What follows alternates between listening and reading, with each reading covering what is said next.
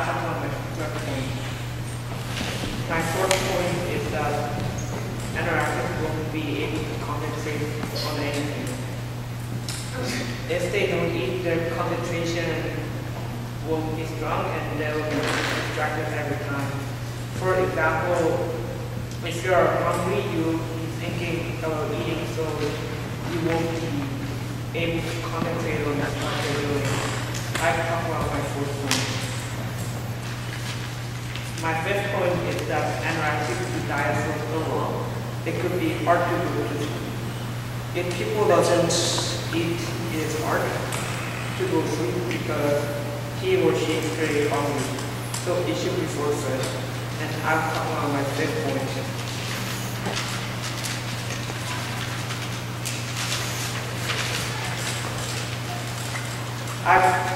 I've talked about my 5 points that it will help the person with anorexia, that if they don't eat, they could die, that they won't be able to be active, that they won't be able to concentrate on anything, and that it could be hard to go through. Thank you everyone for listening.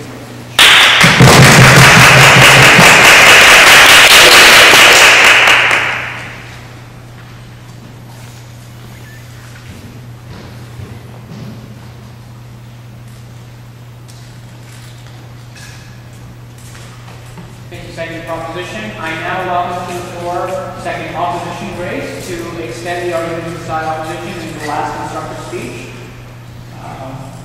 Filled with constructive material as well as refutation of points presented by side proposition. Whenever you're ready.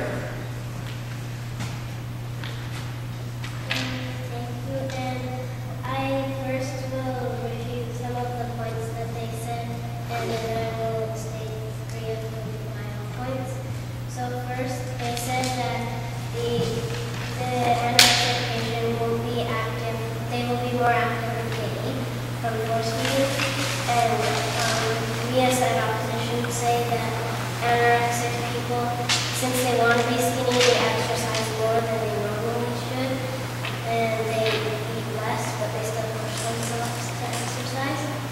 And also, they said, side proposition said that it would be hard for them to go to sleep, but they, as patients, they'll be in the hospital, and the doctor will probably try to give them something so they really go to sleep and they'll get energy for the next day.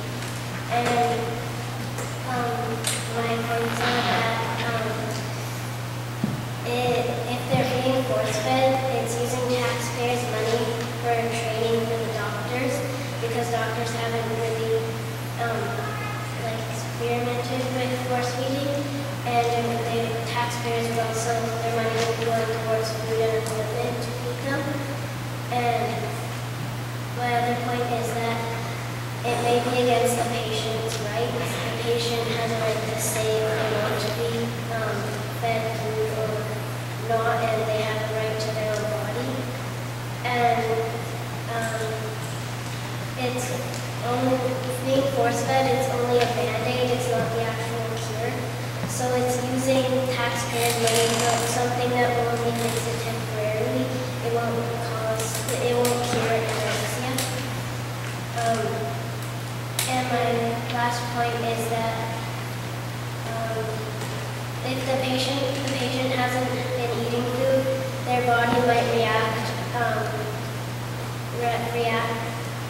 because once they've been fed food, their body might get sick. They may get sick because their body will react.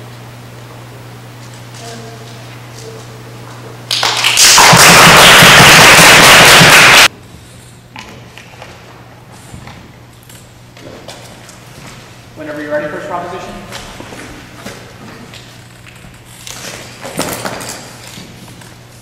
Thank you, Mr. Speaker.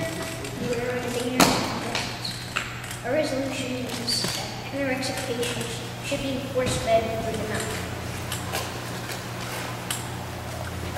Some,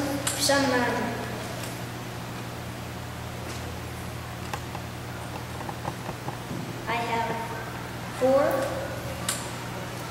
topics for the debate. First one, even though it may not be the cure, it will temporarily give nutrients for the anorexic patient to live. Second, nutrients to live a longer life, and through that longer life, they may discover a cure for anorexia. Third one is a nutrient pill. So even if they do not find a cure, they may be able to give nutrients without going to a hospital. Fourth of all, addictive food. If they actually gave different type of food that may make them addicted, the anorexic mind may still make the food consumption lower, but they will still get the nutrients.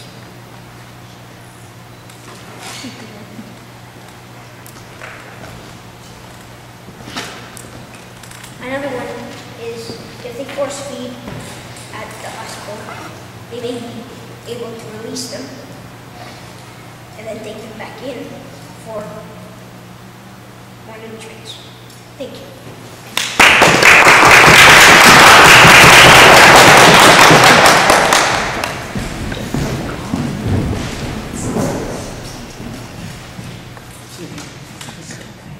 I'd like to thank First Proposition for opening up the debate for us.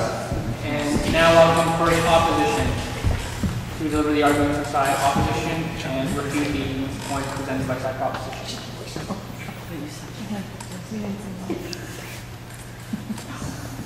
Whenever you're ready, First Opposition.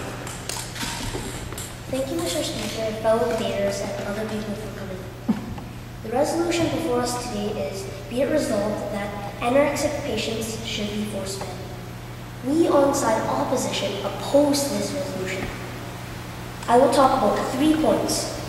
They are: the patient might damage some people, they might die of choking, and most patients will be fine if not force-fed.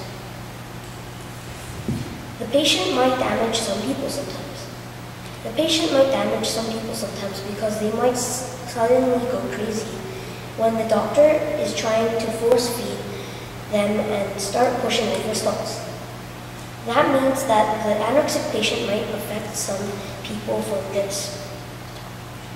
So say that you are a patient that is almost cured from a bad disease and cannot be moved or will die.